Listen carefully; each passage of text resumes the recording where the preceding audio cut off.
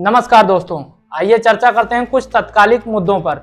America द्वारा straight of Hormuz में किए गए प्लाऊ फ्लैग्ड शिप पर मिसाइल हमले में 3 भारतीय नाविकों की मौत के बाद भारत में गहरा आक्रोश देखने को मिल रहा है। लेकिन अमेरिकी प्रशासन की ओर से ना ही कोई माफी मांगी गई, ना ही कोई संवेदना व्यक्त की गई है। विदेश मंत्री एस जयशंकर ने अमेरिकी विदेश मंत्री मार्को रूबियो से सीधे बात कर कार्रवाई को अनुचित बताया। इस घटना ने भारत अमेरिकी संबंधों के बीच तनाव को उजागर कर दिया। विपक्ष और मृतकों के परिवारों और कई राजनीतिक नेताओं ने सरकार से इस मुद्दे को अंतर्राष्ट्रीय मंच पर मजबूती से रखने की मांग की है। आइए देखते हैं अपनी दूसरी खबर। फ्रांस और अमेरिका के बीच एक बार फिर से ट्रेड वार जैसी स्थिति बनती दिख रही है। G7 समिट से पहले फ्रांस के राष्ट्रपति इमैनुअल मैक्रोन ने साफ कर दिया कि फ्रांस अमेरिकी दबाव में आकर अपना 3% डिजिटल टैक्स वापस नहीं लेगा। दरअसल अमेरिकी राष्ट्रपति डोनाल्ड ट्रंप ने चेतावनी दी है कि अगर फ्रांस ने अमेरिकी टेक कंपनीज के ऊपर लगाया 3% टैक्स नहीं हटाया तो अमेरिका फ्रांसीसी वाइन पर 100% टैरिफ लगा सकता है। ट्रंप का कहना है कि यह टैक्स अमेरिकी कंपनियों के साथ भेदभाव करता है। वहीं मैक्रोन ने जवाब देते हुए कहा कि टैरिफ किसी के लिए भी फायदेमंद नहीं होते, खासकर G7 देशों के बीच। उन्होंने साफ कहा कि फ्रांस इस मुद्दे पर झुकने वाला नहीं है। फ्रांस साल 2019 से डिजिटल कंपनियों पर 3% टैक्स लगा रहा है।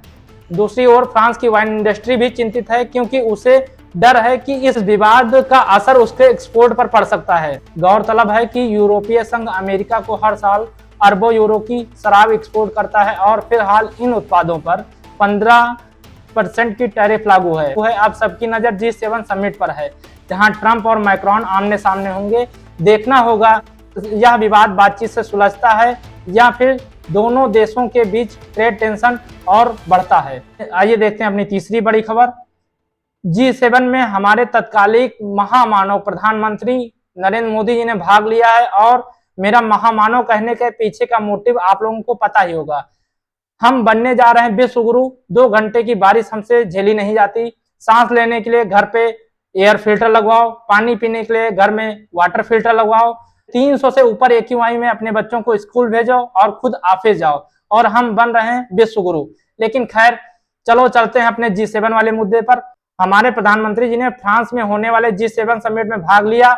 इस दौरान एक बड़ी आलोचना उठी विपक्ष की ओर से, और कई विश्लेषकों का कहना है कि भारतीय नागरिकों का दर्द और अमेरिकी हमले में मारे गए नाविकों के मुद्दे को पर्याप्त रूप से नहीं उठाया गया, जबकि अंतर्राष्ट्रीय मंच पर देश की छवि का सवाल था।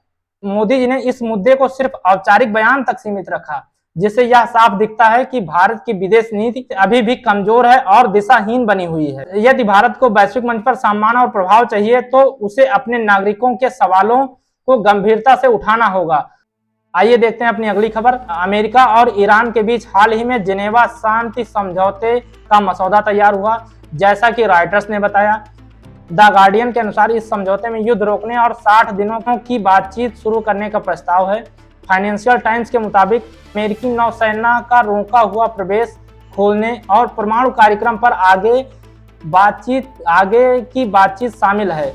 न्यूयॉर्क पोस्ट ने बताया कि इस समझौते में ईरान को लगभग 25 अरब डॉलर की फ्रीज की हुई। न्यूयॉर्क टाइम्स ने बताया कि इस समझौते में ईरान को लगभग 25 अरब डॉलर की फ्रीज की हुई संपत्ति की पहुंच मिल सकती है, बशर्ते वो परमाणु प्रतिबद्धता दिखाए। हालांकि द गार्डियन ने बताया कि अभी भी लेबनान और हिजबुल्लाह जैसे मुद्दे स्पष्ट नहीं हुए हैं या उन पर स्पष्ट निर्णय नहीं हुआ है। इस समझौते का विश्व स्तर पर स्वागत हुआ। यूएन मानवाधिकार प्रमुख वोल्कर टर्क ने इसे एक सकारात्मक कदम बताया, लेकिन इजरायली प्रधानमंत्री बेंजामिन नेतन्याहू ने इसे परमाणु खतरा बताया। ट्रंप ने इसे केवल शुरुआती कदम बताया और कहा कि पूरी डिटेल्स बाद में सुनिश्चित की जाएंगी। इस समझौते की स्थिरता अभी सुनिश्चित नहीं है, लेकिन यह क्षेत्र में शांति की दिशा में एक महत्वपूर्ण कदम है, जैसा कि the Reuters, the guardian, financial times और न्यूयॉर्क पोस्ट ने बताया है।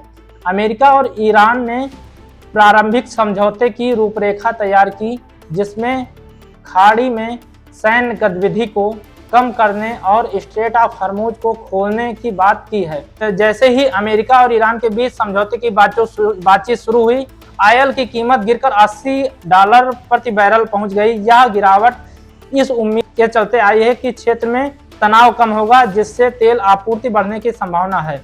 वैश्विक बाजारों में स्थिरता आएगी। हम आइए देखते हैं हम अपनी एक अगली खबर। जयपुर में मंगलवार को 15 जून 2026 को सीजेपी पार्टी के नेता अभिजीत दीपके को प्रदर्शन के दौरान थप्पड़ मारा गया। यह प्रदर्शन शहीद स्मारक पर हुआ, जहां लोग नीट पेपर लीक, बढ़ती बेरोजगारी के खिलाफ आवाज उठा रहे थे। जब दीपके के समर्थकों ने उन्हें कंधे पर उठाया, तभी भीड़ से कुछ युवकों ने उन पर हमला कर दिया। सीजेपी ने इसे राजनीतिक साजिश बताते हुए हमलावरों को बीजेपी का समर्थक बताया, जबकि पुलिस ने 5 लोगों को गिरफ्तार कर लिया है। इस घटना ने शिक्षा से जुड़े सवाल, राजनीतिक और सार्वजनिक प्रदर्शन के बीच तनाव को एक बार फिर से सामने ला दिया है। भारत में प्रस्तावित FCRA बदलावों को लेकर अमेरिका में दोनों पार्टियां, डेमोक्रेट और रिपब्लिक ने चिंता जताई है। वह कहते हैं कि इससे विदेशी फंड पर NGOs की पहुंच कम हो सकती है, क्योंकि नए नियमों के तहत राज्य प्राधिकरण को सीधे पैसे हस्तांतरित करने की शक्ति मिलेगी। हिंदुस्तान टाइम्स के मुताबिक भारत सरकार इसे पारदर्शिता बढ़ाने वाला कदम बता रही है, लेकिन अमेरिकी चर्च से जुड़े समूह इसे धार्मिक संगठन के लिए खतरनाक बता रहे हैं। दोनों मुख्य अमेरिकी पार्टियों ने भारत के प्रस्तावित FCRA बदलावों पर चिंता जताई। उनका कहना है कि इन बदलावों से नागरिक समाज समूहों को विदेशी फंड तक पहुंचने में दिक्कत होगी, क्योंकि नए नियमों से फंड सीधे राज्य द्वारा नियंत्रित होंगे। हिंदुस्तान टाइम्स की रिपोर्ट के मुताबिक भारत सरकार इसे पारदर्शिता बढ़ाने वाला कदम बता रही है, जबकि अमेरिकी धार्मिक संगठन इसे खतरनाक मान रहे हैं, जो विदेशी फंडिंग पर भारी असर डाल सकता है। आज के कुछ तत्कालिक मुद्दे यहीं तक हैं। चलिए फिर मिलते हैं हम लोग कल कुछ नए मुद्दों के साथ। तब तक के लिए जय हिंद।